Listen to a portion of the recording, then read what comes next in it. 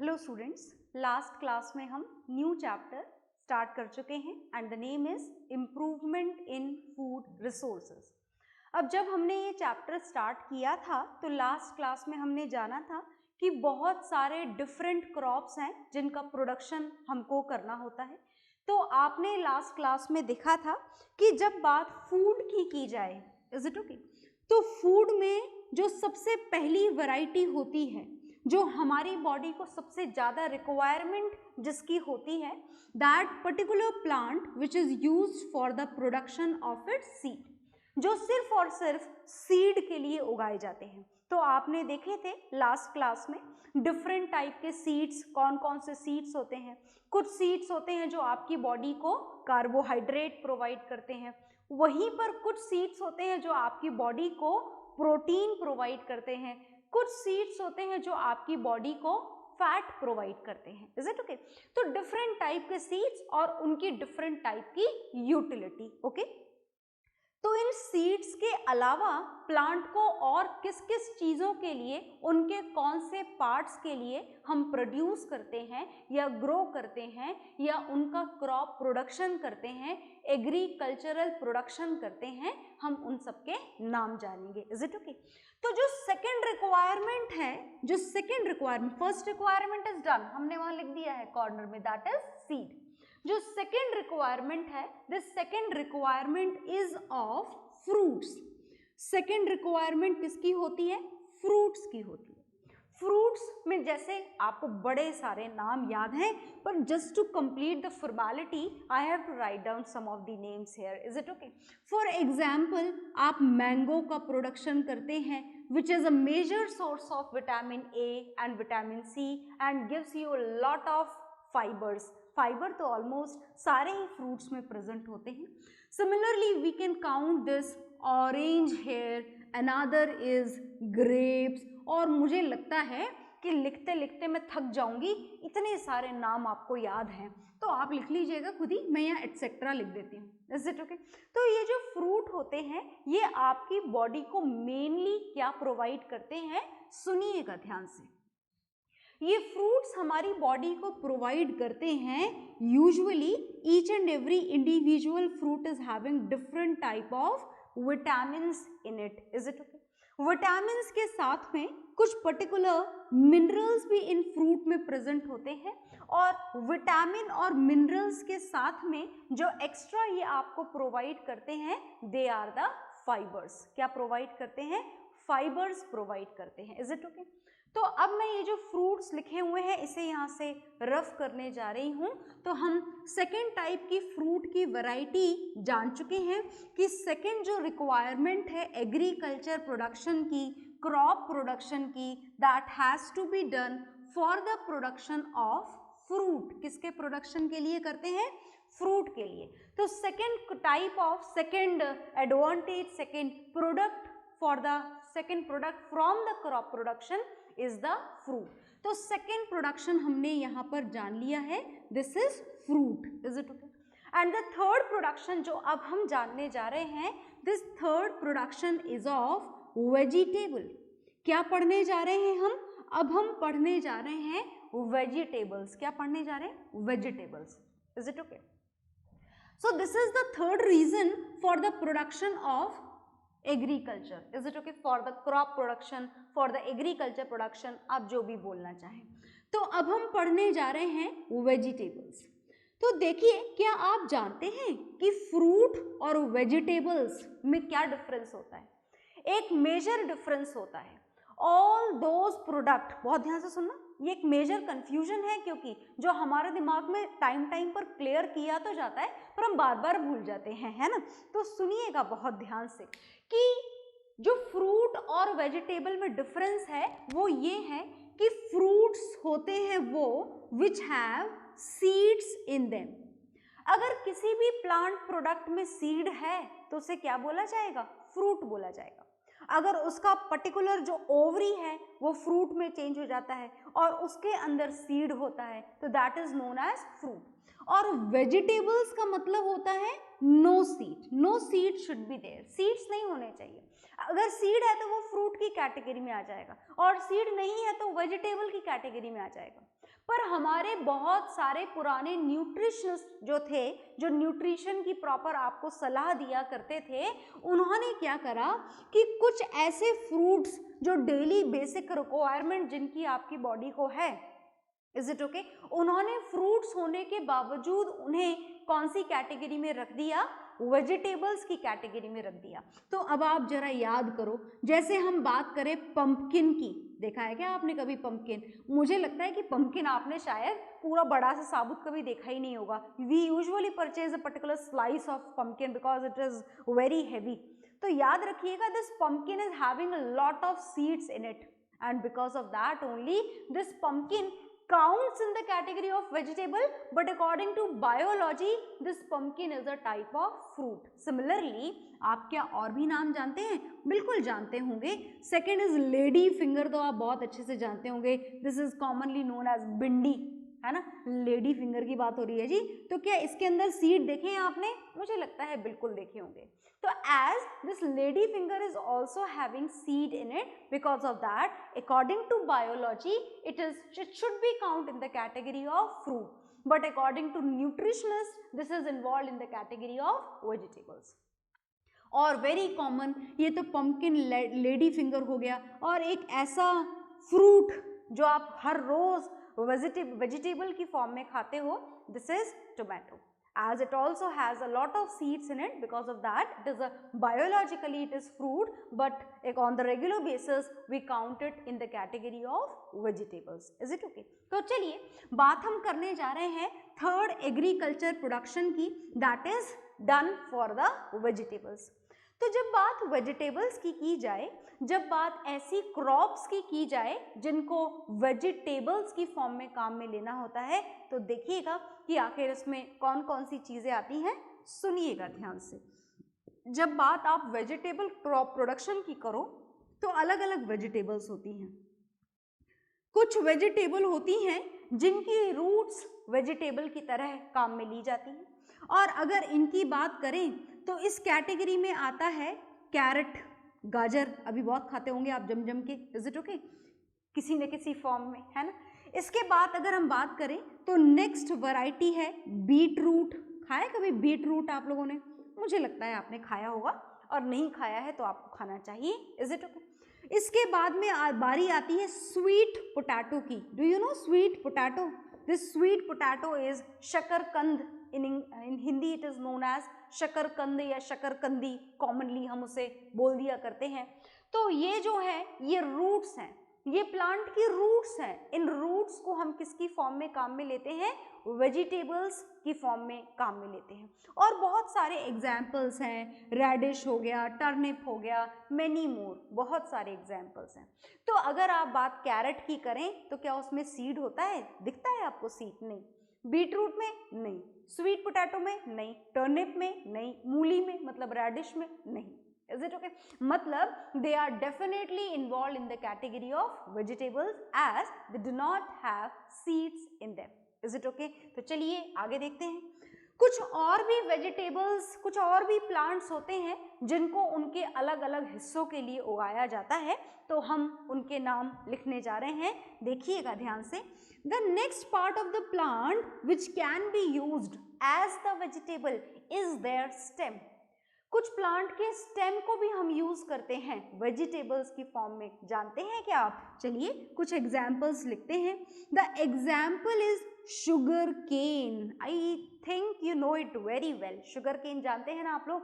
बिल्कुल जानते होंगे। क्या और किसी के भी स्टेम को यूज किया जाता है? मुझे लगता है आप नहीं जानते होंगे, पर बताना जरूरी है तो मैं आपको बताऊंगी, क्योंकि यूजुअली ये जो बनाना है, दिस बनाना प्लांट का जो स्टेम होता है, उस स्टेम को भी लोग वेजिटेबल की फॉर्म में, बनाना की बात नहीं हो रही है, बनाना प्लांट के स्टेम की बात हो रही है, it is also used in the form of vegetables. इसके स्टेम को भी वेजिटेबल्स की फॉर्म में काम में लिया जाता है। आप लेते हैं या नहीं लेते ये मुझे नहीं पता, but it can be used in the form of vegetables. So these are the stems which are used in the form of vegetables. ये तो स्टेम हो गए। कुछ अंडरग्राउंड स्टेम भी होते हैं, underground stem which are used in the form of vegetable. क्या आप इसके नाम जानते हैं? चलिए मैं आपको बता देती हूँ। फॉर एग्जाम्पल पोटैटो, ये पोटैटो एक अंडरग्राउंड स्टेम होता है। इसी के साथ में बारी आती है जिंजर की, this is also a underground stem. Stem ही है ये, पर ये एक ऐसे स्टेम है जो जमीन के अंदर उगते हैं। Is it okay? So these are the stems, the stem of these plant are used in the form of vegetables. Is it okay? और देखिएगा, तो भाई आपने प्लांट की रूट्स यूज कर ली वेजिटेबल्स की फॉर्म में, आपने प्लांट का स्टेम भी यूज कर लिया, तो चलिए और भी देखते हैं कि आखिर प्लांट के और कौन कौन से हिस्से को आप वेजिटेबल की फॉर्म में यूज कर सकते हैं। तो देखिएगा, the next is the leaf of the vegetables, जिन्हें आप कॉमनली लीफी वेजिटेबल्स भी बोल सकते हैं। मुझे लगता है आपको नाम याद होंगे, फिर भी मैं लिखूंगी यहाँ पर। One of them is spinach, जिसे आप हिंदी में पालक बोलते हैं। अनदर इज फेन्यूग्रीक, जिसे आप हिंदी में मेथी बोलते हैं।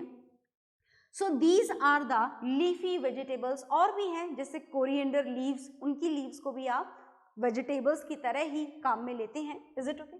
तो लीफी वेजिटेबल के बाद में हम पढ़ने जा रहे हैं बड़ा ही interesting part, this is fruity vegetables, जिसके नाम हम पहले ही लिख चुके हैं ऊपर।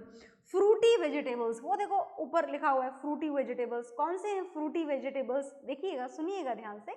नेक्स्ट हमको यहाँ पर लिखना है, this is pumpkin is a fruity vegetable as it has a lot of seeds in it. Another is tomato, this is also a fruity vegetable as it also has a lot of seeds in it. Another is lady finger as it also have a lot of seeds in it. Is it okay? So these are the leafy vegetables. इसके बाद में बारी आती है कुछ ऐसे flowers की। Is it okay? जैसे कि हो गया आपका कॉलीफ्लावर, जिसे आप यूज करते हैं एज अ वेजिटेबल। फिर आ गई आपकी broccoli, that is also used as the vegetable. तो मतलब बात ऐसी है कि ये जितने भी प्लांट्स के नाम आपके सामने लिखे गए हैं, they all are used for the vegetable. Vegetables are those which usually supply the minerals and fibers to your body, and it may have some of the vitamins also in them. Is it okay? So note down all these examples of all these vegetables. Okay?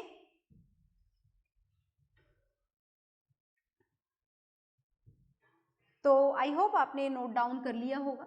अब vegetables की growth आप करवा चुके हैं, तो आप बड़ी सारी ग्रोथ करवा चुके हैं। फूड प्रोडक्शन की जो बात चल रही है यहाँ पर, फूड प्रोडक्शन के रिसोर्सेज की इम्प्रूवमेंट की जो बात चल रही है, इस इम्प्रूवमेंट को हम बहुत आगे तक ले जा चुके हैं। देखिएगा ध्यान से। इसके बाद में हमको यहाँ पर क्या पढ़ना है, फ्रूट की ग्रोथ आप करवा चुके हैं। वेजिटेबल्स अभी मैं दोबारा लिख दूंगी, हटाना नहीं है हमें यहाँ से, we will write it properly again. तो आप किस किस चीज़ की ग्रोथ करवा चुके हैं? फ्रूट्स की ग्रोथ करवा चुके हैं, वेजिटेबल्स की ग्रोथ करवा चुके हैं, सीड्स की ग्रोथ करवा चुके हैं। मतलब इम्पॉर्टेंट ग्रोथ तो हो गई है, पर सम इम्पॉर्टेंस स्टिल लेफ्ट। तो क्या इम्पॉर्टेंट पार्ट बाकी है, जानते हैं हम। वेजिटेबल्स को बनाने के लिए जिसकी रिक्वायरमेंट होती है, और बात अगर हम हमारे इंडिया की करें, then this is the most important thing, that is all the spices. That means the 4 important crop production has to be done for all the spices. Spices के लिए करते हैं हम, और जब बात स्पाइसेस की जाए तो बहुत सारी चीज़ें आ जाती हैं इसके अंदर। जैसे आ गया आपका टर्मरिक, टर्मरिक के साथ में आ गया आपका ब्लैक पेपर। ब्लैक पेपर के अलावा जितने भी मसाले आप काम में लेते हैं, उन सब के नाम आप यहाँ पर लिख सकते हैं। जैसे कि हो गया क्लोव, हो गया, और कौन कौन से मसाले आप काम में लेते हैं, क्यूमिन सीड्स, जिसे हिंदी में आप जीरा बोला करते हैं, that is also a type of spices. फिर red chilli powder, that is also a type of spices for which the chilli plant has to be produced. Is it okay? And many more लिख दें, बिल्कुल many more लिख देते हैं, क्योंकि ये तो एंडलेस लिस्ट है, बिना खत्म होने वाली, जो खत्म होने वाली नहीं है। Is it okay? तो ये बात हमने जानी यहाँ पर स्पाइसेस के लिए। इस स्पाइसेस के अलावा कुछ और भी प्लांट्स होते हैं, कुछ अदर क्रॉप्स का भी आपको प्रोडक्शन करना होता है। जैसे अगर अदर क्रॉप्स में काउंट करें हम, तो देखिएगा यहाँ पर कौन कौन से प्लांट्स आएंगे। यहाँ पर आएंगी टी लीव्स, टी लीव्स का प्रोडक्शन किया जाता है। टी लीव्स के साथ में कॉफी का प्रोडक्शन किया जाता है, साथ में का मतलब this is involved in the category of other crops. Is it okay? And even this tobacco is also used as a plant product only. इसको भी plant product की तरह ही produce किया जाता है. So these are the other crops. अब देखिएगा एक और होती है क्रॉप जिसे फॉडर क्रॉप्स बोला जाता है। फॉडर क्रॉप्स क्या होती हैं? फॉडर क्रॉप्स ऐसी क्रॉप्स होती हैं जिसे चारे के लिए ही उगाया जाता है। भाई एनिमल्स जो हैं, जो भी एनिमल्स आप पाल रहे हैं, जैसे कि काऊ हो गई, बफेलो हो गई, गॉट हो गई, तो उसके लिए फॉडर भी तो चाहिए, क्रॉप भी तो चाहिए। तो fodder crops are also grown in our country, not only in our country, in each and every country it has to be grown, सारी कंट्री में ग्रो करवाई जाती हैं। And the oats is one of the example of that which is use specially for the fodder crops. Is it okay? तो आप इसको note down कर लीजिए। ओके,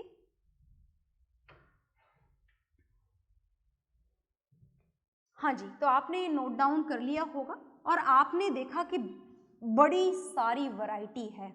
हमने जो नाम यहाँ पर लिखे, ये नाम तो बहुत कम थे ना, बहुत कम नाम है ये तो। इसके अलावा भी बहुत वैरायटी है क्रॉप प्रोडक्शन की। इतनी सारी डिफरेंट क्रॉप उगाई जाती हैं। हमारी कंट्री के नाम लिखे हैं ये तो हमने। Is it okay? Her country में कुछ अलग अलग अपनी अपनी स्पेशल क्रॉप्स भी होती हैं जो वहीं पर उगती हैं, वहीं पर काम में ली जाती हैं।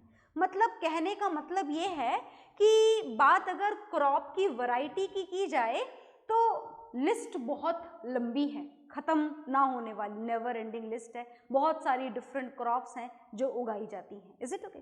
तो जितनी भी क्रॉप्स हैं हमने उन्हें क्या कर रखा है, इन क्रॉप्स को 2 कैटेगरीज में क्लासिफाई कर रखा है, जितनी भी क्रॉप्स हैं। एंड आई होप कि आप ये जो मैं पढ़ाने जा रही हूँ ये बहुत ही जूनियर क्लासेस से पढ़ते हुए आ रहे हो। So all the crops on the basis of the season in which they are grown, they are classified into 2 categories. Is it okay? सारी क्रॉप्स को हमने कितनी कैटेगरीज में क्लासिफाई कर दिया है? 2 कैटेगरीज में क्लासिफाई कर दिया है। The first one is kharif crops, बहुत ध्यान से सुनिएगा, and the second one is rabi crops. Is it okay?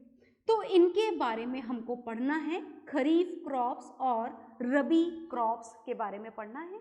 तो हम सबसे पहले ये जानने से पहले कि इस वाली कैटेगरी में कौन सी क्रॉप्स आती हैं और इस वाली कैटेगरी में कौन सी क्रॉप्स आती हैं, इसको जानने से पहले हम इनके सीजन्स का एनालिसिस कर लेते हैं कि आखिर इनको कौन से सीजन में ग्रो किया जाता है। Is it okay? तो खरीफ सीजन की अगर बात करी जाए तो इनको रेनी सीजन क्रॉप भी बोला जाता है। और अगर बहुत ज़्यादा कॉमनली बात हम जानना चाहें कि ज़्यादा कॉमनली इनको क्या बोला जाता है, ज़्यादा कॉमनली इनको समर क्रॉप्स बोला जाता है।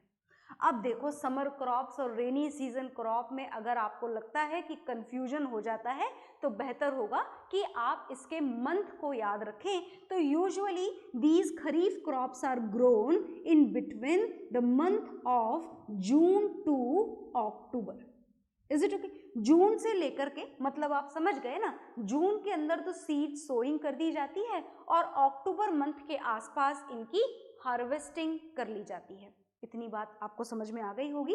और अब हम बात करने जा रहे हैं सेकेंड टाइप ऑफ क्रॉप्स की। This is rabi crops and rabi crops are commonly known as winter crops, या फिर आप इसे पूरा डिटेल में लिखना चाहें तो नाम बन जाएगा winter season crops. Is it okay? तो ये जो विंटर सीजन क्रॉप्स हैं, ये इनकी जो टाइमिंग होती है मंथ के अकॉर्डिंग, हमारे सीजन के अकॉर्डिंग, हमारी कंट्री के सीजन के अकॉर्डिंग इनको विंटर्स में इनकी सोइंग की जाती है। That means it has to be done in the November, almost November, है ना, in the end of the October, in the starting of November, like this. और इसकी जो हार्वेस्टिंग मंथ होते हैं they usually varies from March into the April. Is it? तो ये तो हो गए इनके मंथ और इनके सीजन्स। अब हमको ये भी जानना है, कम से कम कुछ एग्जाम्पल्स तो हों हमारे पास में, जो एग्जाम्पल्स हम यहाँ पर लिख सकें खरीफ क्रॉप्स के अंदर और रबी क्रॉप्स के अंदर। तो चलिए जानते हैं। बात अगर खरीफ क्रॉप्स की जाए तो we will classify into 3 parts. हम 3 पार्ट्स में इसको क्लासिफाई कर देंगे। First we will know some of the examples of seeds, the seeds which are grown in this particular season in this particular crop. Okay, तो बात जानिएगा ध्यान से। बात हम जानने जा रहे हैं सीड्स की। तो जब सीड्स के बारे में आप जानते हैं तो यूजुअली जो सीड यहाँ पर सबसे ज़्यादा मेजर अमाउंट में जो सीड यहाँ पर उगाया जाता है, दिस इज राइस। राइस के साथ में जो और सीड यहाँ पर उगाए जाते हैं, this is groundnut. Is it okay? And many more. बहुत सारे एग्जाम्पल्स हैं यहाँ पर, हम एक एक दो एग्जाम्पल्स जानेंगे ताकि आपको याद रहे। Now we will write down some of the name of vegetables. क्या आपको कुछ ऐसी वेजिटेबल्स के नाम याद हैं जो खरीफ क्रॉप्स में उगाए जाते हों? देखो, आपको इसे याद करने की ज़रूरत नहीं है, आप बस ये याद रख लो कि समर सीजन में आपको कौन से फ्रूट खाने को मिलते हैं और कौन सी वेजिटेबल्स खाने को मिलती हैं। And the same can be written here. Is it okay? तो चलिए हम लिखते हैं वेजिटेबल्स जो हमें यूजुअली खाने को मिलती हैं कौन से सीजन में, इस समर सीजन और इन the end of summer season. तो चलिए हम नाम लिखने जा रहे हैं। नाम यहाँ पर आपको लिखने हैं बॉटल गॉड। जानते हैं क्या बॉटल गॉड क्या होता है? दिस इज लौकी, जिसे हिंदी में हम लौकी बोलते हैं। सिमिलरली एप्पल गॉड जानते हो आप, इसे हम बोलते हैं टिंडे। नॉर्मली हम नॉर्मल लैंग्वेज में इसको ऐसा बोलते हैं। इसके साथ में that is very common example and this is lady finger and many more. These are the vegetables which are grown in this season, in the season of kharif crops, in the season of rainy or summer. Is it okay? आगे देखेंगे आप vegetables के बाद में हम जो लिखेंगे यहाँ पर, these are the fruits which are usually grown in this season. तो क्या आप fruits के नाम जानते हैं? बहुत सारे नाम आप जानते होंगे। मैं यहाँ पर आपका favorite fruit लिख देती हूँ। This is mango. Is it okay? And the another is muskmelon, watermelon, many more. Is it okay? So these are the fruits, vegetables and seeds which are usually grown in the kharif crops. Is it okay? तो आगे आ जाते हैं। अब हम बात करेंगे रबी crops की। और ये जो रबी क्रॉप्स हैं इनको हम क्या बोलते हैं? Winter season crops. ओके, और कब इनकी सोइंग करनी है आपको? नवंबर में। कब आपको जाके मिल जाएंगे ये? अप्रैल में। तो चलिए जानते हैं हम इनके बारे में। देखिएगा ध्यान से, यहाँ पर भी हम तीनों की कुछ वैरायटी जानेंगे। Some of the seeds, some of the vegetables and some of the fruits. तो मेरे बताने से पहले अगर आप लिख लें तो मज़ा आपको ज़्यादा आएगा। मुझे लगता है कि आपको याद होंगे नाम फ्रूट्स के भी, वेजिटेबल्स के भी और सीड्स के भी। तो चलो फ्रूट से शुरुआत करते हैं। We will write down some of the name of the fruit which are usually grown in the winter season. This is apple. Apple के बाद में बारी आती है ऑरेंज की, उसके बाद में बारी आती है पोमेग्रेनेट की। Is it okay? So these are the fruits which are grown in this rabi crops. Now we will write down some vegetables. So usually the green leafy vegetables are grown in this season and the examples are spinach. Spinach के साथ में मैंने अभी अभी इनके नाम आपको समझाए थे। दिस इज फेन्यूग्रीक, जिसे हिंदी में आप मेथी बोला करते हैं। So these are the vegetables which are grown in this rabi crop. और अगर बात आप सीड की करें तो जो सबसे मेजर यूटिलिटी वाला जो आपका सीड है, जिसे आप सबसे ज़्यादा कंज्यूम करते हैं, this is wheat which is grown in this season. Is it okay? And many more. So note down all these examples of kharif crops as well as of rabi crops. Okay?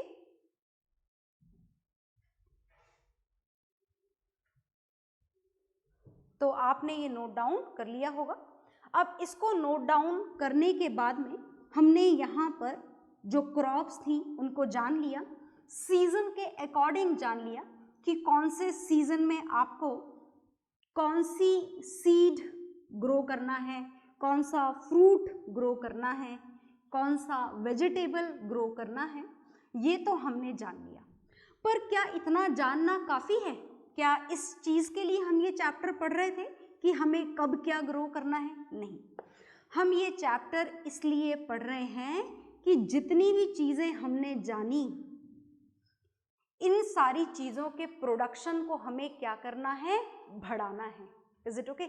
और ज़्यादा बढ़ाना है, ज़्यादा produce करना है आपको। Okay, तो ज़्यादा प्रोड्यूस करने के लिए इस ज़्यादा प्रोडक्शन को हम हमारी बायोलॉजी में क्या बोलते हैं पता है आपको? इस ज़्यादा प्रोडक्शन को हम बोलते हैं हायर यील्ड। मतलब हमें हमारी यील्ड बढ़ानी है। यील्ड बढ़ाने का मतलब सेम फार्म से, मतलब सेम एरिया से हमको ज़्यादा से ज़्यादा सीड का प्रोडक्शन करना है, ज़्यादा से ज़्यादा फ्रूट का प्रोडक्शन करना है और ज़्यादा से ज़्यादा वेजिटेबल्स का प्रोडक्शन करना है। क्यों करना है? क्योंकि हमारी पॉपुलेशन कैसी है? बहुत ज़्यादा। तो इतनी बड़ी पॉपुलेशन के लिए हमें जो हमारी यील्ड है उसे बढ़ाना होगा। तो अब उसे बढ़ाने के लिए क्या किया जाए? उसे बढ़ाने के लिए जो काम हमको करना है, it has to be done into 3 steps. 3 step में आपको काम करना है। और ये कौन कौन सी 3 स्टेप हैं? The first step is known as crop production management. Crop production manage करना है आपको। इसका मतलब क्या हुआ? इसका मतलब हुआ कि आपको प्रोडक्शन बढ़ाना है ज़्यादा से ज़्यादा। Is it okay? है ना? बहुत अच्छी तरीके से प्रोड्यूस करना है, बहुत अच्छी क्वालिटी के सीड लाने हैं। सीड प्लांट में जब डेवलप हो रहे हो तो उनके न्यूट्रिशन का पूरा ध्यान रखना है, उनको वाटर सप्लाई का पूरा ध्यान रखना है, ये सारे काम करने हैं। जो सेकंड काम आपको करना है इस हायर यील्ड के लिए, this is the improvement in the variety of crop. Crop variety improvement करना है। Is it okay? अब भाई आपने क्रॉप का प्रोडक्शन कर लिया बिल्कुल लार्ज स्केल पर, बहुत बढ़िया यील्ड आपको मिल गई, आपने बहुत बढ़िया वैरायटी भी इम्प्रूव कर ली, बहुत सारी डिफरेंट वैरायटी की क्रॉप का प्रोडक्शन कर लिया। अब जो थर्ड स्टेप है, जो सबसे ज़्यादा ज़रूरी है, this is crop protection management. Crop protection management में आपको क्या करना है? क्रॉप प्रोटेक्शन मैनेजमेंट में जो आपकी क्रॉप प्रोड्यूस हो गई है बहुत बढ़िया यील्ड के साथ में, बहुत बढ़िया वैरायटी के साथ में, उसे प्रोटेक्ट करना है। प्रोटेक्ट करने का मतलब उसे खराब होने से पहले बचाना है, उसे खराब होने से पहले कंज्यूमर्स के पास तक पहुंचाना है ताकि वो कंज्यूम कर ली जाए। ऐसा ना हो कि आपने खूब सारा प्रोड्यूस कर लिया, बड़ी सारी वैरायटी प्रोड्यूस कर ली और उसके बाद वो खराब हो गया, आपको उसे फेंकना पड़ा। तो हमारे ये 2 स्टेप तो बिना काम किए रह जाएंगी अगर ये थर्ड स्टेप को कंप्लीटली आपने चेक नहीं किया तो। Is it okay? तो इन तीनों स्टेप्स को हम कैसे अपने अप्लाई करेंगे, किस तरीके से अप्लाई करेंगे क्रॉप प्रोडक्शन में, that will see in the next class. Okay, bye everyone.